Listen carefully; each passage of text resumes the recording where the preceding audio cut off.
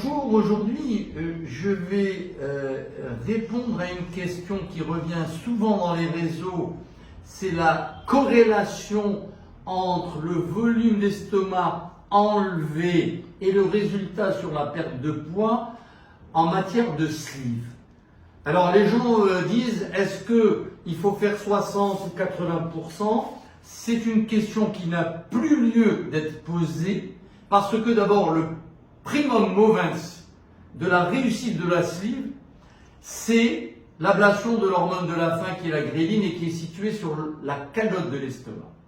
Deuxièmement, on enlève ce qui est en plus d'un calibreur. Nous mettons ce qu'on appelle en péropératoire une sonde de calibration qui mesure 13 mm de diamètre. Cette sonde, elle va effleurer le petit côté droit de l'estomac et en dehors de la sonde, tout ce qui est en plus doit être enlevé. Donc tout est relatif à la conformation de chaque individu. Vous aurez des individus qui ont des estomacs extrêmement complaisants, eh bien, ceux-là, vous allez enlever un grand estomac. Et vous allez avoir des individus qui ont des tout petits estomacs, mais qui se dilatent beaucoup, mais là, vous allez enlever un petit estomac.